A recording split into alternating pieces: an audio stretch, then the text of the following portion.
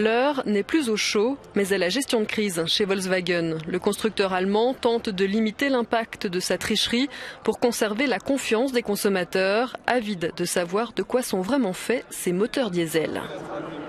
Le numéro 1 mondial de l'automobile estime que 11 millions de voitures sont concernées par cette affaire. Il prévoit une réserve de 6,5 milliards d'euros pour essayer de faire face. À la pompe, les propriétaires de voitures de la marque se sentent trahis, ébranlés eux aussi par la révélation de la supercherie et par ses conséquences sanitaires.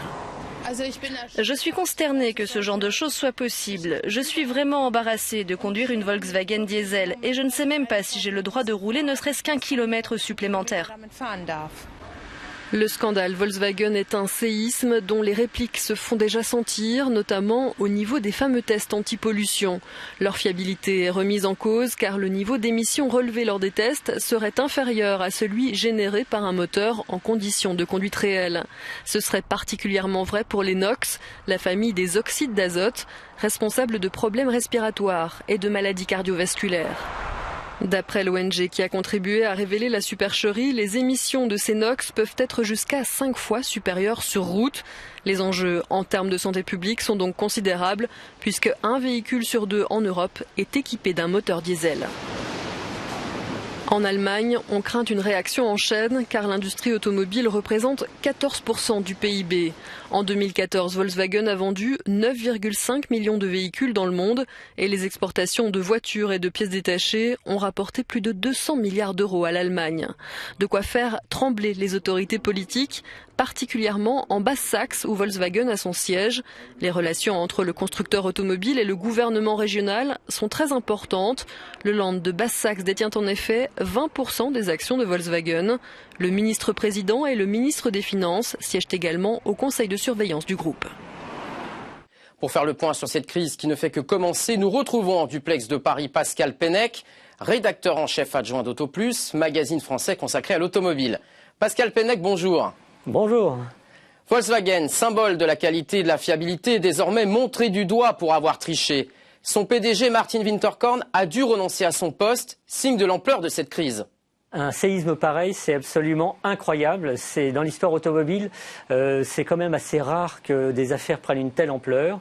Il faut dire que là, c'est un problème de triche, et la triche a été reconnue. Donc là, forcément, le PDG est pratiquement obligé de sauter. Hein. C'est la règle.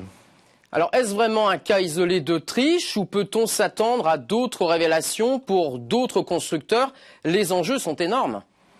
Les enjeux sont évidemment considérables parce que, surtout en Europe où le diesel occupe des ventes très importantes, notamment en France où on est à plus de 60% des ventes, toute l'ampleur de l'affaire, évidemment, pour l'instant, concerne les États-Unis dans le sens où il semblerait logique qu'il n'y ait que là-bas qu'ils aient eu besoin de tricher, dans la mesure où satisfaire les normes environnementales américaines sont beaucoup plus compliquées qu'en Europe, ce qui semblerait supposer que en Europe, il n'y ait pas eu besoin de tricher, semble-t-il, mais évidemment, des enquêtes ont été lancées un peu partout et on verra ce qu'il en est. Par contre, la suspicion maintenant se porte aussi sur les autres constructeurs qui vendent du diesel aux États-Unis, notamment BMW et Mercedes. Alors, fleuron de l'industrie automobile allemande, le célèbre Das Auto, Volkswagen voit son image sérieusement atteinte.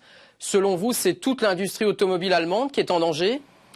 Bon, il n'y a pas que l'industrie allemande qui est en danger. On peut considérer que tous les constructeurs qui vendent du diesel aujourd'hui sont sous le coup de cette menace de... Alors, est-ce que ça va être des mesures de rétorsion au niveau des États, au niveau des consommateurs? En tout cas, le doute est là. On se demande si tout le monde triche ou ne triche pas.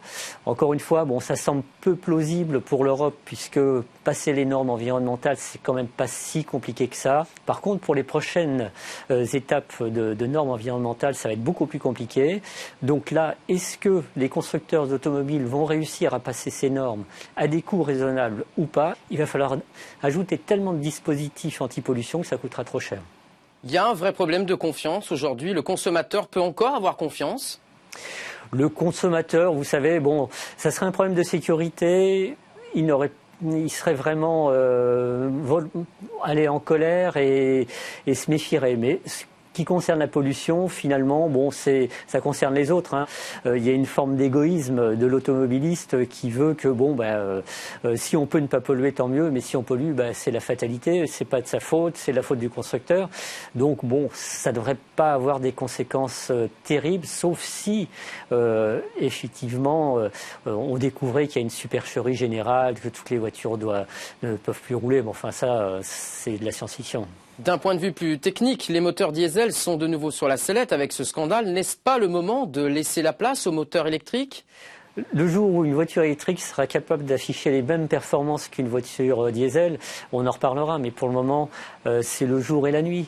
Imaginez que faire le plein avec ça, vous faites 1000 km, c'est à un coût absolument incroyablement bas, alors qu'une voiture électrique, ça coûte encore cher, l'autonomie est très faible, on ne peut pas comparer. Par contre, le diesel utilisé pour rouler sur autoroute, sur route, c'est irremplaçable. On ne peut pas échapper au diesel pour l'instant. On n'a pas les solutions techniques suffisante aujourd'hui. Merci Pascal Pennec, merci d'avoir répondu à mes questions.